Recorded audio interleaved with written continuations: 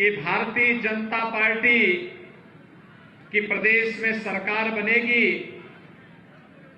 तो दंगा मुक्त, गुंडा मुक्त, भय मुक्त, अराजकता से मुक्त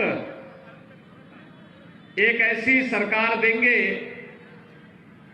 जो नैमिष को उसकी पौराणिक पहचान को स्थापित करने में योगदान देगी।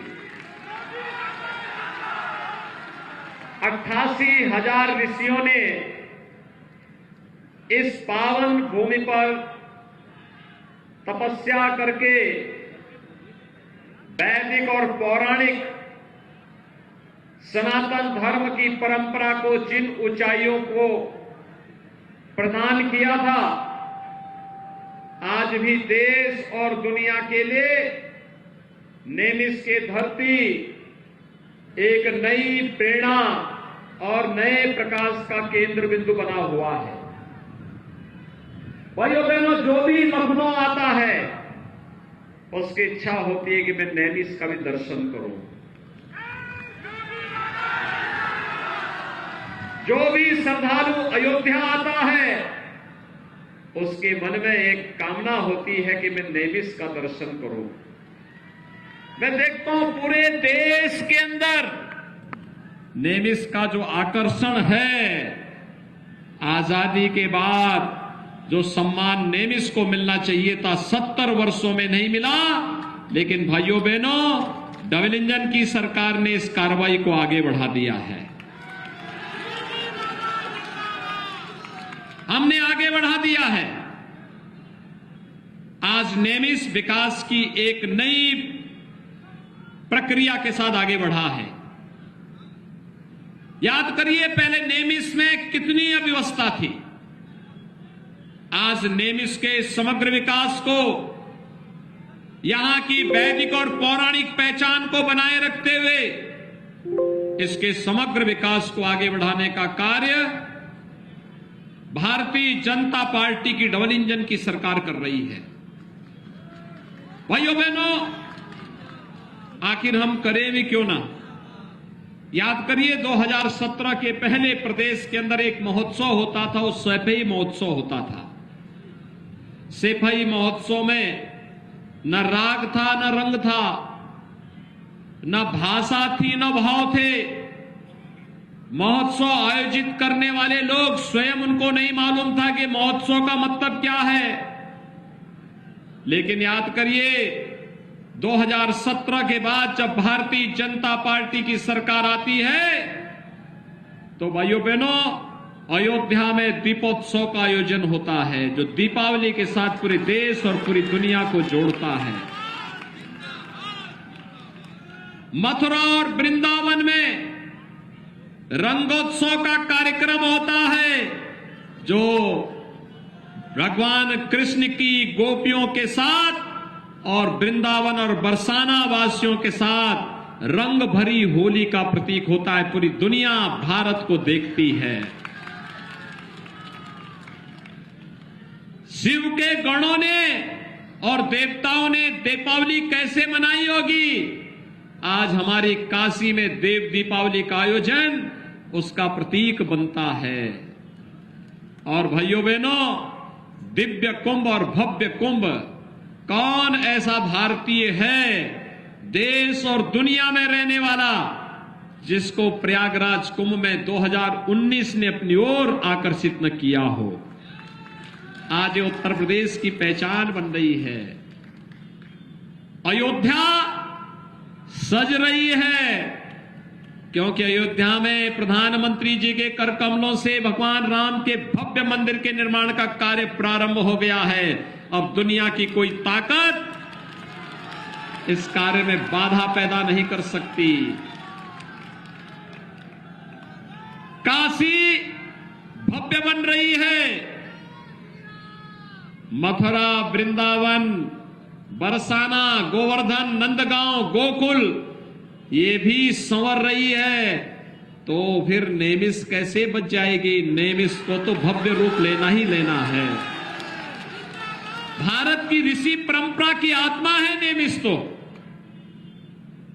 तो नेमिस को हम कैसे छोड़ देंगे? और इसीलिए नेमिस के विकास के लिए जितने पैसे की आवश्यकता पड़ेगी उतना पैसा यहां के विकास के लिए देंगे।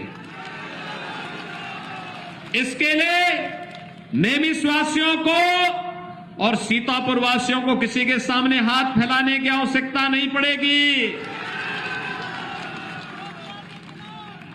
इसके लिए तो हम लोग पर्याप्त हैं। और आपने तो विधायक ऐसे दिए जिनके नाम के साथ राम भी जुड़ा है, कृष्ण भी जुड़ा है। भाइयों बहनों, याद करिए 2017 के पहले प्रदेश में क्या स्थिति थी। दंगे होते थे। 2017 के बाद दंगे देखे। 2017 के पहले प्रदेश के अंदर कर्फ्यू लगता था। 2017 के बाद कहीं कर्फ्यू लगा? 2017 के पहले प्रदेश में व्यापक अराजकता थी। आज कहीं अराजकता है? गुंडागर्दी है? भाइयों बहनों, फर्क साफ है। सरकार की जैसी मंशा होती है वैसे ही परिणाम भी आते हैं। याद करिए 2017 के पहले जब 2012 में समाजवादी पार्टी की सरकार आई थी, समाजवादी पार्टी की सरकार ने पहला निर्णय क्या लिया था? आतंकवादियों के मुकदमों को वापस लेने का लिया था। देखिए, यहां के संतों पर, यहां के पुजारियों पर, मिश्रिक के नागरिकों पर, नेमिस के नागरिकों पर, पत्रकारों पर झूठे मुकदमे दर्ज करती थी, लेकिन आतंकवादियों के मुकदमों को वापस लेती थी। यह समाजवादी पार्टी थी। अयोध्या में जिन लोगों ने आतंकी हमला किया, काशी में संकट मोचन मंदिर पर जिन्होंने हमला किया, अयोध्या, लखनऊ और वाराणसी की कचहरियों पर जिन्होंने हमला किया, रामपुर के सीआरपीएफ कैंप पर जिन्होंने हमला किया था, जिन्होंने गोरखपुर, कानपुर, बिजनौर में सीरियल ब्लास्ट किए थे, ऐसे 1.5 दर्जन से अधिक आतंकवादियों के मुकदमों को समाजवादी पार्टी ने अपने कार्यकाल में वापस लेने का कुत्सित प्रयास किया था। भारतीय जनता पार्टी ने आंदोलन किया था। न्यायालय ने स्थगन आदेश देकर के उन पर रोक लगाई थी। अन्यथा भाइयों बहनों, ये आतंकवादी बाहर आते कि क्या पुष्प वर्षा करते? क्या जगह जगह पूरे प्रदेश को दहलाते? समाजवादी पार्टी की मंशा इसी से आप समझ सकते हैं। भाइयों बहनों, समाजवादी पार्टी नाम समाजवादी है, काम दंगावादी है और सोच परिवारवादी है। और कल आपने देखा होगा, कल गुजरात की अहमदाबाद की एक न्यायालय ने एक फैसला दिया। गुजरात में 2008 में अहमदाबाद में सीरियल ब्लास्ट हुए थे। दर्जनों लोग वहां पे, निर्दोष लोग मारे गए थे। और उस मंजर के बाद पूरे देश में दुख का माहौल था। और कल न्यायालय ने जब सजा दी, उसमें से 38 आतंकवादियों को फांसी की सजा और आजीवन कारावास की सजा हुई है।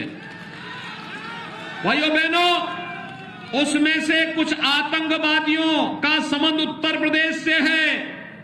और उत्तर प्रदेश से जो आतंकवादी जिनका संबंध है आजमगढ़ से, भाइयों बहनों, आजमगढ़ से जिनका संबंध है, उन लोगों का संबंध समाजवादी पार्टी से भी देखने को मिल रहा है। एक आतंकवादी जिसको फांसी की सजा हुई है, उसके पिता तो समाजवादी पार्टी के प्रचारक भी हैं, समाजवादी पार्टी का प्रचार कर रहे हैं। आप अनुमान कर सकते हैं समाजवादी पार्टी की मंशा क्या है। यानी वे अपने चाचा को कुर्सी नहीं देते हैं, शिवपाल को लेकिन आतंकवादियों को अपने सिर में ढोने का काम करते हैं, जिससे प्रदेश की निर्दोष जनता के जीवन के साथ खिलवाड़ कर सके, और हमारी सरकार इसीलिए इसको बर्दाश्त नहीं करेगी। हमने इसीलिए तय किया है कि एक हाथ से विकास कराएंगे और दूसरे हाथ से इन माफिया, आतंकियों और दंगाइयों की छाती पे बुलडोजर चढ़ाने का भी काम करेंगे। दोनों काम साथ चलेंगे। बोलने दो, नारा लगाने दो भाई। उस कार्यकर्ता को काहे परेशान कर रहे हो? उसको रहने दो, आराम से बैठ जाओ, आराम से बैठो। उत्साही कार्यकर्ता है, बेचारे का पैर फ्रैक्चर हो रहा, आराम से बैठो, आराम से बैठ के नारा बैठ के लगा दो, बैठ के लगाओ। हमारी पूरी संवेदना आपके प्रति है, आप अच्छे कार्यकर्ता हैं। भाइयों बहनों, नए भारत के, नए उत्तर प्रदेश को बनाने के लिए सुरक्षा का माहौल आवश्यक है। सुरक्षा के बगैर भाइयों बहनों विकास की कोई सार्थकता नहीं। कितना भी हम विकास करा ले, कितना भी विकास करा ले, लेकिन अगर सुरक्षा नहीं है हमारी माताओं बहनों के लिए, हमारे व्यापारियों के लिए, हमारे नौजवानों के लिए, हमारे नागरिकों के लिए, उस विकास का क्या मतलब है? और इसीलिए सुरक्षा पहली शर्त होती है। याद करिए, ये डबल इंजन की जो भारतीय जनता पार्टी की सरकार आई है, यह सुरक्षा लेकर के आई है। सुरक्षा, पहले पर्व और त्योहार आते थे और पर्व और त्योहार के पहले प्रदेश में दंगे शुरू हो जाते थे, बिजली भी दी जाती थी। तो ईद और मुहर्रम में बिजली, लेकिन होली और दीपावली में बिजली गायब हो जाती थी। अब बिजली मिल रही है कि नहीं मिल रही है?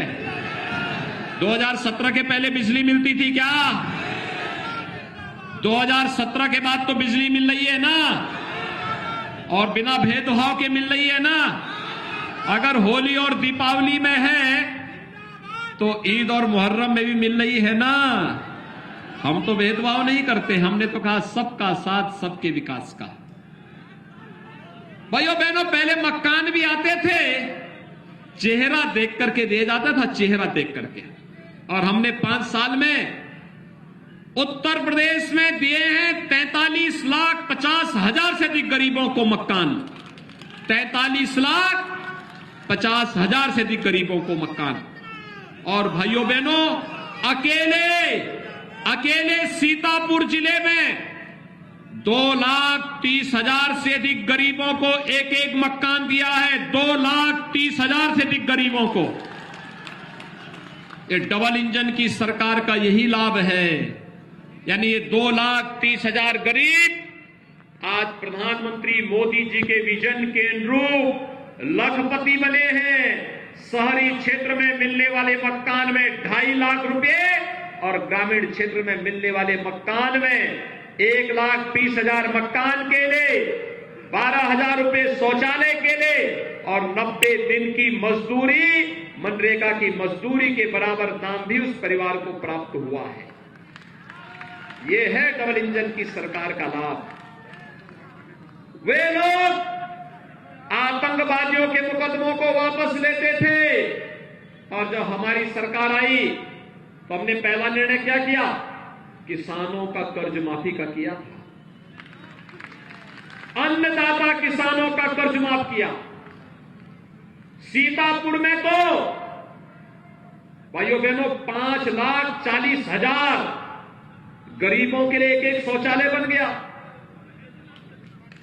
लाखों किसानों को प्रधानमंत्री किसान सम्मान निधि का लाभ मिल रहा है।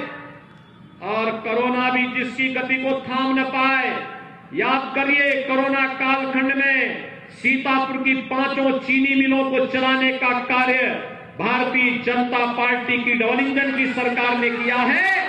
और गन्ना किसानों को 1,60,000 करोड़ रुपए का गन्ना मूल्य का भुगतान करने का कार्य भी डबल इंजन की सरकार ने किया है। भाइयों बहनों, कोरोना में फ्री में टेस्ट, फ्री में वैक्सीन, फ्री में उपचार, ये सभी मिला है ना? वैक्सीन कितने लोगों ने लिया है? पीछे के लोग सभी लोग वैक्सीन ले लिए। इसका मतलब 100% लोगों ने प्रदेश में वैक्सीन ले लिया। और इसका परिणाम क्या है? कोरोना की तीसरी वेव कब आई, कब चली गई, किसी को पता नहीं। हर व्यक्ति के जीवन को बचाने में सफलता प्राप्त हो गई ना? मुझे बताओ, कोरोना कालखंड में सपा बसपा कांग्रेस के लोग हालचाल पूछने के लिए आए थे क्या? इन्होंने जब वैक्सीन ले रहे थे दुष्प्रचार किया था ना कि ये मोदी वैक्सीन है, बीजेपी वैक्सीन है। आज इनको बताने की आवश्यकता है, अगर हमारी जान कोरोना महामारी से इस मोदी वैक्सीन और बीजेपी वैक्सीन से बची है तो उनको बताने की आवश्यकता है कि भाजपा को ही वोट जाएगा, क्योंकि जान इसी वैक्सीन से बची है। बोलेंगे? सभी लोग सहमत हैं? और भाइयों बहनों, डबल इंजन की सरकार है तो डबल डोज राशन की भी तो दी जानी चाहिए थी ना। आज राशन मिल रहा है कि नहीं मिल रहा है सभी लोगों को? कोई दिक्कत तो नहीं?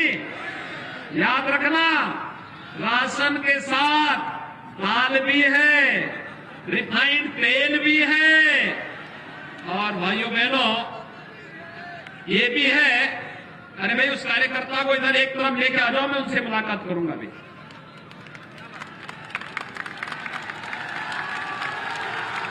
राशन भी है, तेल भी है, रिफाइंड तेल है, बैग्ड तेल है, और भाइयों बहनों 1 किलो नमक भी है।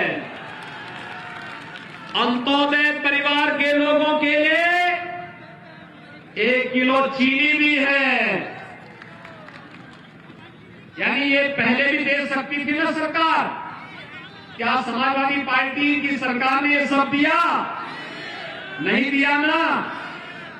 ये जो विकास आज हो रहा है, सड़कें चौड़ी हो रही है, ये जो बिजली मिल रही है, गरीबों को बिजली का कनेक्शन मिल रहा है, ये समाजवादी पार्टी की सरकार और बहुजन समाजवादी पार्टी की सरकार में भी मिलता था क्या? वे दे सकते थे, लेकिन उस समय सारा पैसा कहां जाता था? इत्र वाले मित्र के घर में। कहां जाता था? समाजवादी पार्टी के इत्र वाले मित्र के घर पैसा चला जाता था। गरीब देखता रह जाता था, न राशन मिलता था, न बिजली मिलती थी, गरीब को न पेंशन मिलती थी, किसी भी प्रकार की सुविधा नहीं मिलती थी। भाइयों बहनों, वर्तमान में हमने तो तय किया है अपने युवाओं के लिए अधिक से अधिक रोजगार देने का। 1 करोड़ नौजवानों को टैबलेट में स्मार्टफोन दे रहे हैं वर्तमान में हम लोग, 1 करोड़ नौजवानों को। और ये भी तय हुआ है, समाजवादी पार्टी ने चुनाव आयोग को शिकायत किया है कि टैबलेट और स्मार्टफोन नौजवानों को नहीं देना चाहिए। हमने तय किया है, अभी तो 1 करोड़ नौजवानों को दे रहे हैं, 10 मार्च के बाद सरकार बनने दीजिए, 2 करोड़ नौजवानों को हम टैबलेट और स्मार्टफोन देंगे। 2 करोड़ नौजवानों को। और भाइयों बहनों, ये टैबलेट ऑनलाइन एजुकेशन के लिए, ऑनलाइन एग्जामिनेशन के लिए और कंपटीशन की तैयारी के लिए तो आपके लिए उपयोगी होगा ही। साथ साथ टैबलेट और स्मार्टफोन का खर्चा भी मां बाप के ऊपर नहीं आएगा, वो वही भी सरकार वहन करेगी। सुरक्षा के साथ साथ सम्मान और स्वावलंबन का मार्ग भी सरकार प्रशस्त करेगी। आप सभी सहमत हैं?